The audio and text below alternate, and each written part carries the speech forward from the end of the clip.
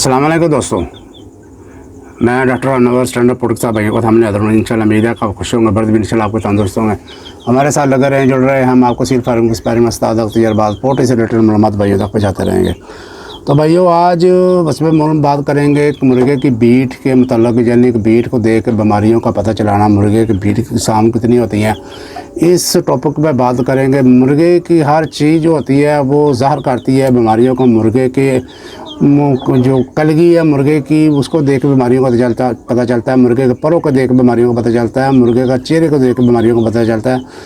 मुर्गे की आँख को देख बीमारियों का पता चलता है और के बच्चों को देख के बीमारियों का पता चलता है। मुर्गी के अंडों को देख के बीमारियों का पता चलता है। बहरहाल हमारा टॉपिक है मुर्गे की बीट।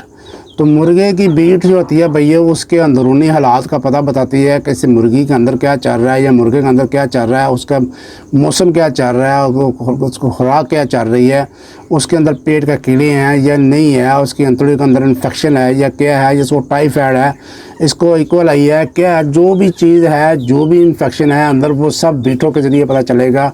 तो बीटों को डेली चेक करना चाहिए, डेली देखना चाहिए मुर्गे की बीट किस तरह की है, कलर किस तरह का है, उसकी शेप किस तरह की है, उसकी बदबू किस तरह की है। ये सारी चीज़ें उस मुर्गे के अंदरूनी हालात का पता बताती हैं।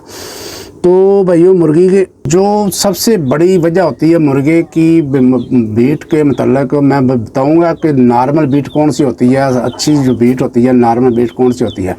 तो सबसे पहली जो वजह होती है, मेन वजह होती है, वो जो एक उस्ताद होता है वो बीट को देख कर ही बीमारी की पहचान कर लेता है और उसको पता चल जाता है कि मुर्गी के अंदर क्या चल रहा है। तो वो अगर 24 घंटे से ज़्यादा आपका मुर्गा बीठे कर रहा है तो फिर वो ख़तरनाक है, वो डायरिया ख़तरनाक है, वो बीमारी मुर्गे को जानलेवा साबित हो सकती है। तो सबसे पहला जो मेन जो होती है वजह होती है, जो मेन सबसे ज़्यादा वजूहात में आती है, वो फंगस वाली खुराक होती है।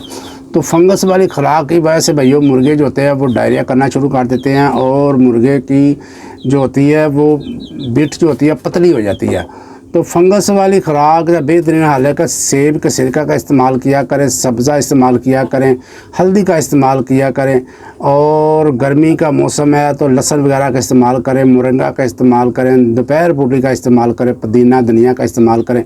तो वो इंशाल्लाह ताला जो मुर्गी की जो है ये फंगस वाली जो बीमारी है ये ठीक हो जाएगी इस तरह के घरेलू टोटके करने से। अगर बहुत ज़्यादा हो रहा है कोई मसला तो फिर एंटी डायरिया जो मेडिसिन होती है उनमें फ्लैजल है, उनमें काफ़ी सारी गोलियां आप सिरप हैं जो एंटी डायरिया हैं वो इस्तेमाल करते हैं। मेरे काफ़ी वीडियो बनी है, उनको देखकर वीडियो लंबी हो जाएगा, यहाँ पर जिक्र करेंगे। उसके बाद भाइयों जो स्ट्रेस होता है ना मुर्गी का, वो भी मुर्गी को बिट पतली करने में अहम किरदार अदा करता है। अगर आपका परिंदा है, मुर्गी है या मुर्गा है, उसके पीछे बच्चे लगे हुए हैं या कोई बड़ा ही लगा हुआ है या बिल्ली वगैरह बार बार उधर आती है, या कोई इस तरह का जानवर आता है जो उनको बार बार तंग करता है, वो उसका डरे और सहमे रहते हैं, तो उस वजह से भी मुर्गा जो होता है उसको वो पतली बीटें करना शुरू कर देता है, उसकी बीट ख़राब हो जाती है, उसका हाजमा जो होता है वो ख़राब हो जाता है। तो इन चीज़ों को आपने मद्देनज़र रखना है। उसके बाद ये नीचे जो बिछोना होता है आपका वो खुश्क होना चाहिए, वो बिल्कुल गंदा नहीं होना चाहिए। 8-10 दिन बाद उसके ऊपर नीचे उसको करते रहना चाहिए, उसको रंबी के साथ या किसी और चीज़ को उसको ऊपर नीचे करके जो बिठे ऊपर होती हैं उसको नीचे कर दें, उनको दबा दें। तो इस तरह जो है वो आपका मुर्गा जो है वो अच्छी सेहत रहेगी, उसका डायरिया का मसला नहीं होगा। तो उसके बाद भैया नमकोल वाला पानी जो होता है वो भी बेहतरीन चीज़ है, वो इस्तेमाल किया करें। नमकोल वाले पानी की जो होते हैं नमकियात जो होते हैं जिसमें वो पूरे हो जाते हैं। तो इसके अलावा मुर्गे की बीट को आपने चेक करना है। अगर पतली बीट आ रही है, उसमें से अगर कीड़े नज़र आ रहे हैं, आपको छोटे छोटे वर्म नज़र आ रहे हैं, बीट का बतूर ज़्यादा लेना चाहिए और डेली ज़्यादा लेने चाहिए कि किस तरह का मुर्गा किस तरह के बीट कर रहा है। तो वो अगर कीड़े नज़र आ रहे हैं तो फिर कीड़ों वाली दवाई जो है जेंटल है, वर्मोक्स है और काफ़ी सारी एंटी वर्म जो मेडिसिन है वो इस्तेमाल करके आप इनको जो है वो कीड़ों से निजात दिला सकते हैं। तो उसके अलावा भैया जो मुर्गी की बीट होती है वो 80 हालत में जो तंदुरुस्त मुर्गी की बीट होती है उसका 25% हिस्सा जो होता है वो वाइट होता है और 75% होता है जो हल्का ग्रीन होता है या हल्का ब्राउन होता है। तो ये एक तंदुरुस्त मुर्गे की ये तस्वीर आपको मैं लगा रहा हूँ, ये तस्वीर चेक कर ले, आपको पता चल जाएगा। जो तंदुरुस्त मुर्गा है, तंदुरुस्त मुर्गे की बीट है वो 25% इसका वाइट हिस्सा होगा और 75% हल्का ग्रीन होगा या हल्का ब्राउन होगा या इससे थोड़ा सा मिलता जुलता होगा। तो ये होती है भाइयों तंदुरुस्त मुर्गे की बीट की एक निशानी होती है, तंदुरुस्त मुर्गे की बीट। इसके अलावा जो सब्ज़ बीटें होती हैं ये रानी खेत की अलामत भी होती है। और आजकल के मौसम में, बरसात के मौसम में वफर सब्ज़ा होता है और कुछ भाइयों ने जिन्होंने मुर्गे खुले छोड़े होते हैं वो फ्री रेंज में होते हैं, वो अक्सर सब्ज़ा ज़्यादा खाते हैं, उसकी वजह से उनको थोड़ा सा बीट पतली हो जाती है, सब्ज़ हो जाती है। तो ये भी मसला आता है, इसको भी मद्देनज़र रखा करें। तो ये जो है चीज़ें जो नोट करनी है आपने, अगर आपको मुर्गे खुली रेंज में हैं और खुले फिर रहे हैं मुर्गे आपके, तो फिर ये मसला मसाइल आ सकता है खुले भी, क्योंकि आजकल सब्ज़े की बेहताब होती है, बहुत ज़्यादा सब्ज़ा होता है।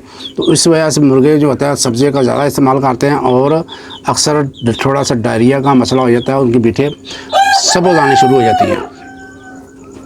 तो अगर भाइयों मुर्गे की बीट के अंदर से स्मेल आ रही हो तो फिर अंदर एक इन्फेक्शन होती है, उसकी वजह से मुर्गे को जो गुज़ा है मुर्गे को उसको ठीक करें। उसको पुदीने का इस्तेमाल कराएं, लेमन ग्रास का इस्तेमाल कराएं, नियाज़बो के पत्ते इस्तेमाल कराएं, धनिया के पत्ते इस्तेमाल करें, इस तरह की चीज़ें इस्तेमाल कराएं। तो मुर्गे की जो बीट होती है जो स्मेल आ रही थी वो टाइफाइड की अलामत भी होती है। टाइफाइड वाले मुर्गे की बीट की जो स्मेल है वो भी होती है, स्मेल वाली होती है।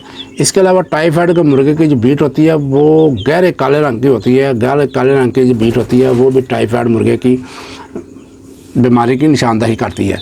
इसके अलावा मुर्गियों को भाइयों अंडे के छिलके इस्तेमाल कराना चाहिए, बल्टी मटावन इस्तेमाल करानी चाहिए। और गाहे बगाहे ये गर्मी का मौसम है, पानी ज़्यादा मुर्गा पीता है, उसकी वजह से भी उसका मैदा ख़राब हो जाता है। गर्मी को हीट को दूर करने के लिए पानी का ज़्यादा मुर्गा इस्तेमाल करता है और डिहाइड्रेट हो जाता है, यानी कि मुर्गा ओवर पानी पी जाता है, उसकी वजह से भी उसके जो है मोशन पतले आने शुरू हो जाते हैं। उसमें इस मौसम में आप दालचीनी का इस्तेमाल कराएं, बंद गोभी का इस्तेमाल कराएं, लीमन वाला पानी इस्तेमाल कराएं, पुदीने का इस्तेमाल करें। तो ये जो मसला है ये डायरिया का पानी की वजह से या गर्मी की वजह से वो ठीक हो सकता है। तुख्म मरंगे का इस्तेमाल करें खुराक के अंदर या पानी के अंदर मिक्स करके। इसके अलावा भैया जो एंटीबायोटिक भैया इस्तेमाल कराते हैं, एंटीबायोटिक का देने का तरीका होता है, कोशिश किया करें कि एंटीबायोटिक डायरेक्ट इस्तेमाल ना किया करें। हल्की फुल्की बीमारियों के ऊपर एंटीबायोटिक का इस्तेमाल ना किया करें। कोशिश किया करें कि और बुखार पैरासीटामोल ब्रुफन के ज़रिए उतारने की कोशिश किया करें। यह होम्योपैथिक दवाइयाँ होती हैं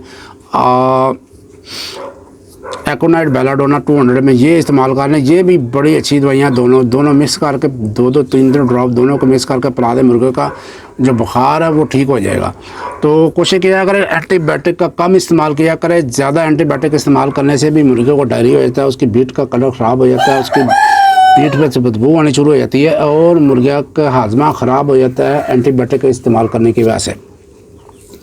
तो एंटीबायोटिक की जगह भैया आप लहसुन इस्तेमाल कर लिया, प्याज इस्तेमाल कर लिया करें, अदरक इस्तेमाल कर लिया करें। ये चीज़ें जो होती हैं ये मुर्गे की अंदर के कुफ्ते मदाफ़त को तेज़ करती हैं और उसको डायरिया को रोकती हैं। तो अगर बीटें आ रही हैं तो पतली आ रही हैं, सबब आ रही हैं तो इतनी परेशानी की बात नहीं। अगर 24 घंटे से ज़्यादा आ रही हैं तो फिर ये ख़तरनाक होंगी और वो मुर्गी की जानलेवा साबित हो सकती हैं। 24 घंटे के बाद तक जो है मुर्गी की बीटें आ रही हैं तो वो परेशानी वाली बात है, उसका इलाज जो है वो उसका ट्रीटमेंट है वो करना चाहिए। इसके अलावा भाइयों जो पानी वाले बर्तन हैं उनको साफ़ करें, उनके अंदर फंगस नहीं होना चाहिए, बिल्कुल साफ़ सुथरे पानी होने। 3 दिन बाद, कम से कम 3 दिन बाद, यानी कि इस तरह बर्तन धोएं कि बंदा खुद उसका दिल चाहे, बंदा खुद पानी पीने का दिल चाहे, इस तरह सफाई करनी है। कम से कम 3 दिन बाद, कोशिश करें डेली, नहीं तो कम से कम 3 दिन बाद इस तरह की सफाई करें मुर्गे के बर्तनों की कि बंदे का खुद दिल चाहे कि उसके अंदर पानी पी ले। इसके अलावा जो पानी वाले बर्तन हैं वो भी साफ़ रखने हैं और पानी भी साफ़ डालना है। सफाई 3 दिन बाद करनी है। पानी जो है गर्मी के मौसम में 2 दफ़ा सुबह और शाम ताज़ा पानी डालें मुर्गियों को, तो इस तरह जो है मुर्गी को।